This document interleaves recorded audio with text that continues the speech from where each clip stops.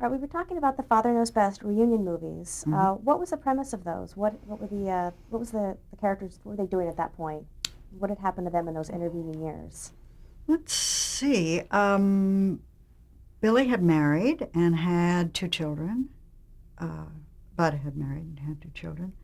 Lauren was unmarried, and Betty had married the pilot, the airline pilot. That there was one episode where the pilot flew over the house back in the old series and left her a puppy and all this stuff. So they had that she had married him and had two little girls, about the ages of 12 and 10 or something. And they're coming back for a Christmas. Was it the Christmas reunion? No, I don't really remember, to tell you the truth. Because we did two of them. We did a Christmas one right after the first one. We did it too soon, as a matter of fact. Yeah, the second one was a Christmas one. The first one, I don't know why we got together. I know. The parents were selling the house, or going to sell the house, and we were coming back to help pack it up or something. I thought that was in the Christmas one, and the first was maybe it was their wedding anniversary, the parents. Well, maybe it was. Something along those lines. I mean, we just all got together. I don't remember why we got together, but we got together so we could be together, basically. What was it like returning to the role of Betty? It was fine, and Billy and I said that we really kind of enjoyed it. After that first reading, we realized, and Robert Young did too, he was amazed that it was, you kind of had a chance to grow up with it, and it just felt very comfortable, felt right, and it was fun. We enjoyed it. Jane Wyatt, we had a funny anecdote. We were in a car shooting with a movable background, and the cutout car with the camera in front of us, and we were coming in from the airport, I guess it was, and each five of us had a line of dialogue, and every one of us before we spoke said, "Well," but that wasn't written, and the director's voice came over and said, "Excuse me, ladies and gentlemen, but there is no word 'well' in front of any of your sentences. Would you please eliminate the 'well' before each of you speak?" "Oh, yes, sorry. All right. Absolutely. Okay, we're going to shoot again." And we get all the way through it. Jane Wyatt's last line, she goes, "Well," and all of us in the back seat got the giggles. We just exploded. Did they make her redo it? Of course. Yeah, we had fun. Did you ever get together as a group after you did those reunions? Not socially, no. No. Jane Wyatt and I, as I say, were friends, and she and Billy have become very good friends, or had been very good friends. And I think that Billy and Robert Young had got together, and Lauren and Robert Young she had been a good friend of his when she was little, because he had 4 daughters, and she would go to their house and play with the youngest ones. So they had more social connection than I did with him. I did have the opportunity, as did Bill Gray, to see Mr. Young right before he passed away.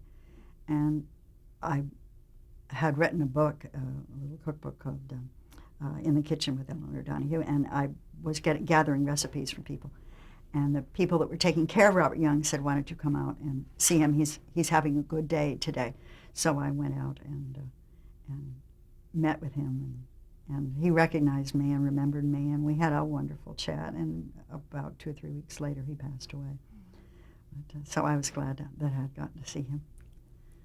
Why do you think the show, even today, seems to be quite popular? Yeah, it isn't on the air anymore, but and I'm not sure that it would be that popular anymore. I think it probably shows its age more than others that we may be talking about, mostly because the world has changed so much. But people that are interested in the nostalgia of the times of the 50s, I think it was a good, pretty close reflection of middle America mores at that time.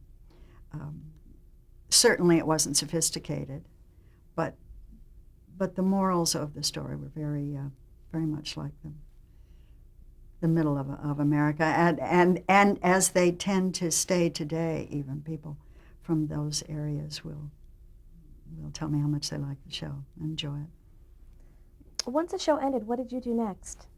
Well, funnily enough, during the break, I was supposed to do, and did, a pilot for Screen Gems called Calling Miss Peters. And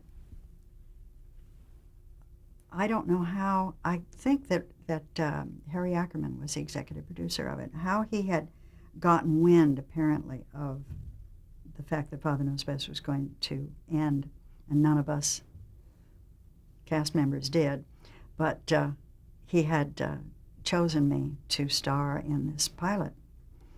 And I had said, well, I'll do the film, but if we go back to do more Father Knows Best, I won't be able to do it. And he said, well, that's all right, we'll just recast, you just do the pilot. Well, that was my first, actually my first meeting with Harry Ackerman was he had contacted Jane Wyatt to be a judge of the Miss Emmy contest. You know, they have a Miss Emmy every year. And she had done it before, and she says, oh, I've done it so many times. Why don't you ask Elinor? So he invited me to be a judge for the Miss Emmy contest. And that was the first time that I had met Harry Ackerman, who was then president of the Television Academy in Los Angeles. He had been national president for several years, and now he was Los Angeles president. Got it started, actually, in Los Angeles. And so anyway, I was going to do Calling Miss Peters. Well, we had some rehearsal days, and we had a couple of weeks, a week of rehearsal and a week of filming. And at one point during the dress rehearsal, Mr. Ackerman was sitting off to the side, and he took his glasses and he put his glasses on, and he pulled a pen out of his pocket, and he pulled paper, and he started writing on a piece of paper, and my heart stopped, because when I was 15 years old at NBC, I had done a show called My Favorite Husband. I had played the niece of the star,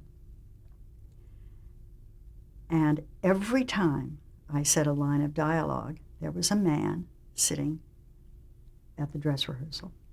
Put his glasses on, write a note, put his back, take the glasses off. I would say another line, on went the glasses, on came the pen, on went the note, and it got so distracting. Well, it turned out it was Harry Ackerman himself, who was the president of CBS in Los Angeles. At that time, when I was 15, so many years later, I run into them. It's like, oh no, it's that man. Well, it ended up that we ended up with a romance, and we married a few years later, and he adopted my son Brian, and we had 3 more sons, and so we were married for almost 30 years before he died. He was quite a noted television producer. What were some of his greatest contributions to television, do you think? Bewitched, Flying Nun, Leave It to Beaver, Dennis the Menace, my favorite husband, Hazel. Gosh, there were just so many. Why do you think he was so successful? Very creative, extremely creative person. He used to write down titles just for fun, like instead of daydreaming, he would just sit and write down titles, and then sometimes he would go through his title pages and find a story that would go with that title or something. It's just wonderful. And he had vision. People brought him an idea. He was able to visualize how it would be. He was brave. The Flying Nun was way out there, and he put his heart and soul behind it. I remember we were up in Santa Barbara for the weekend. Maybe it wasn't a weekend, it must have been during the week, and Flying Nun had aired for the first time the night before, and we were at breakfast the next morning, and at a table near us, we overheard a woman say, "Did you see that adorable show that was on television last night?" "No, what was it?" "It's called The Flying Nun. You've got to watch it. It's just wonderful." And he just like twinkled, just like, and that was the start of that, big success. It was, people just took to it. He was wonderful. That's great. Before we move on to more shows in the 60s, there are a few other appearances from the 1950s that we wanted to run through. One was a Lux Video Theater, The Life of Emile Zola. What do you recall of that experience? I loved the excitement of working with Lee J. Cobb, and I was pretty young. I was 17-ish, I guess, when I did it, and I had never seen Lee J. Cobb on Broadway, and of course he'd done Death of a Salesman. Terrific actor, wonderful actor, and a good acting kind of lesson for people. When he came to do the table read, everybody was emoting, and he was just kind of reading the words, and eyes were darting around the table like, "This is the famous Lee J. Cobb." So we got it on its feet, and he was kind of shuffling around and mumbling and shuffling and mumbling. There wasn't much there, and everybody was, when you go for the coffee or the glass of water, saying, "Oh my goodness, I would have expected more from Lee J. Cobb." But as the day went on, and the days went on, and we got to dress rehearsal, and there was a little bit more, and there was a little bit more, and it was live. And I only had the one scene with him, a very little. I think I was bringing Monsieur Zola some hot cocoa or something. I don't remember what it was, nothing but. And he was Emile Zola. I mean, he was that person. It was a fantastic acting experience to see this man build this character. You didn't have to go in and, sock it to him right from the get-go. He built that character day by day by day. It was wonderful, just wonderful. And now I've had the opportunity to see kinescopes and things of his early work. And he was a great actor. I'm so proud that I got to be around that aura. Another show you were on twice was the Loretta Young Show. Mm-hmm. What do you recall about those experiences? Oh, she was great. She took a liking to me. Her daughter and I were about the same age. And in those days of smaller television companies, you had to provide your own wardrobe. And I didn't have much in the way of clothes. I didn't make a lot of money in Father Knows Best. And I'm not sure where they fall year-wise with doing Father Knows Best, because I didn't have that much time off. Do you recall? I think they were both sort of in the late 50s. Really? Well, I would doubt that, but... One was 55, and... Yeah. Actually, they were both 55. Mm-hmm. There you go. And I didn't make much money on Father Knows Best. What I did make, we put aside and or used just for the basics. We had food and rent. So I was supposed to bring my own clothes. And I brought what little I had, and it wasn't quite up to snuff. But they never said anything, or she never said anything. And she ruled that show like Gene Rodney ruled. There was someone nicknamed her the Iron Butterfly. She ruled it with quite a fist, but benevolently. She was very sweet. And she came in with some clothes, and she said, "My daughter has these dresses. And I don't know, you seem to me about the same size." Now, I don't believe it for a minute that her daughter and I were the same size, but she had gone out and bought these clothes so that I would have clothes, out of her own pocket. She paid for them. And it was the first time that I had worked with someone that talked over, and she warned me. She said, "I'm going to do this. When you're talking, I'm not going to just sit there and wait for my cue. I'm going to be interjecting while you're speaking, so don't let that throw you." She said, "I like this naturalistic." So I'd be saying my line, and she'd be saying, "Oh, really? All the time that I was talking." And it was a little bit of a problem for the sound people because you used to be able to only, but apparently if the other person is in the shot at the same time, you can do that. So they worked it out. It was wonderful to work with her. I'd never worked with anyone in a realistic style before. It was always like cue, line, cue, line, cue, line. And then when she was in the hospital, she'd either broken her leg or she had to have an operation or something. And that was why I did the second one. She, friends and people that she particularly liked came back and did episodes that had nothing to do with her show. They were just extra episodes. So, that was an honor. No, it would be, yes. Another was the George Burns and Gracie Allen show. Mm-hmm. What do you recall about that experience? Not a great deal. It was fun. And I had known Burns and Allen when I was a little tiny girl because I went to dancing school with their children. And I had gone to cotillion with Ronnie Burns, and we had danced, together. And so, I knew them quite well.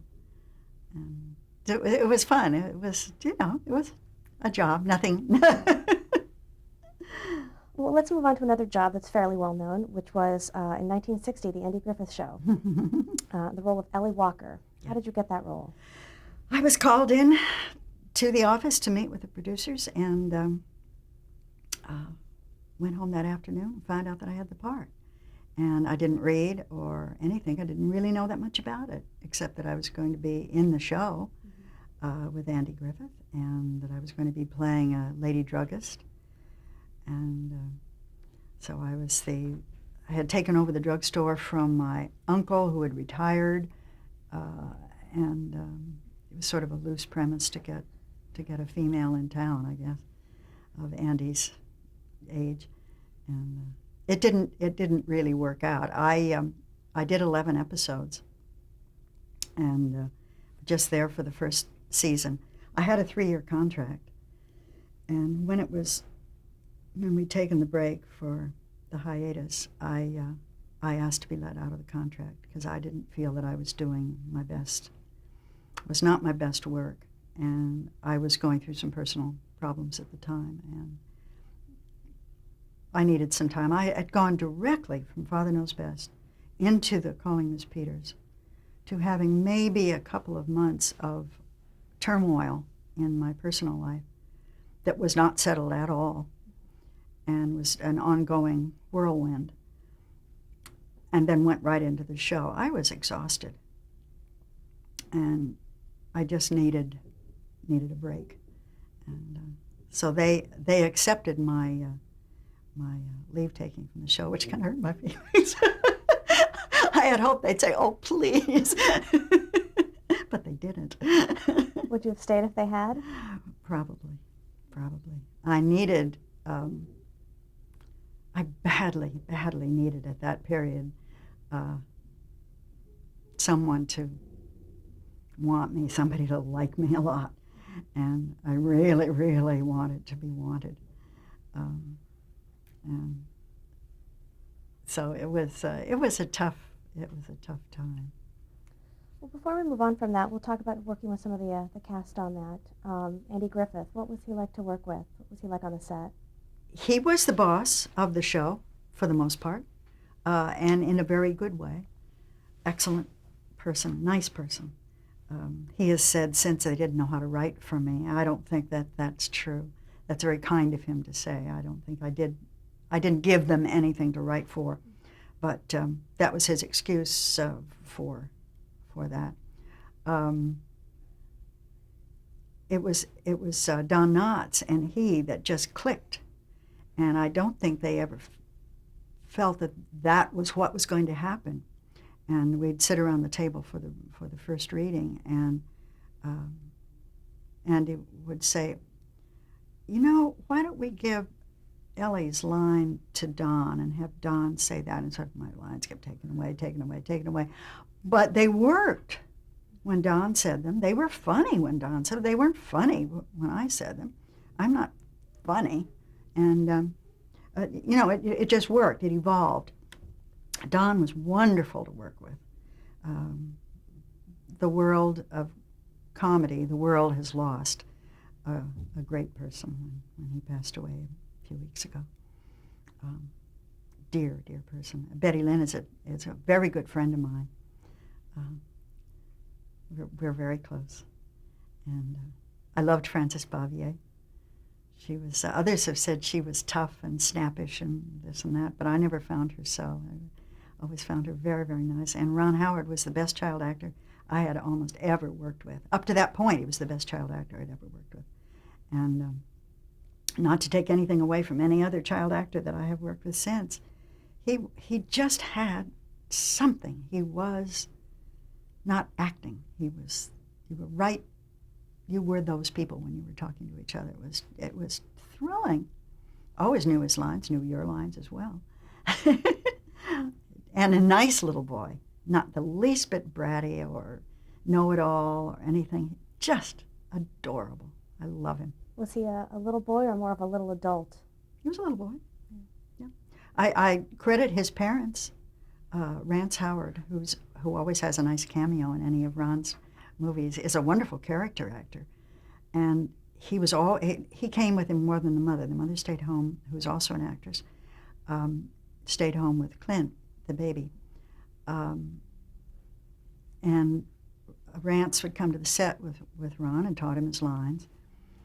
But they were wonderful parents. They kept Ronnie a little boy. And that's hard to do. He was just a great child. Well, you mentioned Andy Griffith was the boss on the set. What about producer Sheldon Leonard? Was he on the set often? I don't remember him coming to the set. I think he did it mostly from his office. And he had a lot of other shows, like Harry Ackerman oversaw a lot of shows. Sheldon Leonard also oversaw a lot of shows. He was a wonderful guy. And we would see him, Harry and I would see him socially down through the years. Handsome, handsome man. Nice person. Really liked him a lot. What was the atmosphere like on the set of the show? Was it comfortable? Was it a stressful environment? No, it was very easygoing, very easygoing. And the fact that I don't remember a great deal about it is, you tend to learn your lines and you go in and you do. And there's a lot of waiting on a film show. There's an enormous amount of hurry up and wait, so that you tend to be doing whatever you are doing, like reading a book or a magazine or doing a crossword puzzle or knitting, more than you're actually on the set acting. And so it doesn't make for terribly many funny anecdotes because you're just sitting around on the set. But it was never any stress. You mentioned you left after the first season. Was Ellie's absence explained on the show, where she went? I don't know. I never watched the show after that. I'm not a television watcher per se. So it wasn't that, oh, well, they don't want me, I'm not going to watch it. I just didn't watch television. I still don't. Please don't ask me my favorite television shows. I don't really have any. Why do you think that show has maintained its popularity for so long? It's such a huge hit still. The humor. It is just so funny. And I have had the opportunity to see clips from episodes, and I have watched episodes. It's on a network now, and several times a day, as a matter of fact. And my husband likes to watch it. My family likes to watch it. I have grandchildren that are big fans of the show. And so my husband will flip it on, and I'll hear my voice. I'll be in the other room doing something, and I'll hear my voice. But Don Knotts and Andy were so perfect together. And if I had a favorite episode, I think I would have to say the Christmas episode, of the ones that I was in. And of the ones that I was not in, the one where Andy's teaching him the preamble to the Constitution. It's one of the best. It's right up there at classic things with Who's on First, the Abbott and Costello stuff. It's absolutely hilarious. As he's feeding him the lines bit by bit. That is a really great scene. So humor, that sort of thing, that's timeless. The humor in Shakespeare, it's timeless. That's just, it's that wonderful humor. You mentioned the Christmas episode. Did you sing with Andy on that episode? Mm-hmm. What was that like to perform with him? It was scary, and I really didn't. I knew I had to do it, but I kind of didn't want to have to do it, you know. And my mother said, well, you know, I don't know why you're so afraid of it. You've sung that song a million times at Christmas and in church and everything else. You certainly know it, Away in a Manger. And but I was terrified. I had this thing about not being able to sing. And so we went to the recording studio after shooting during the day. And Andy Griffith was there, of course, with his guitar. And our line producer, not Sheldon Leonard, but, I can't say his name, was also there.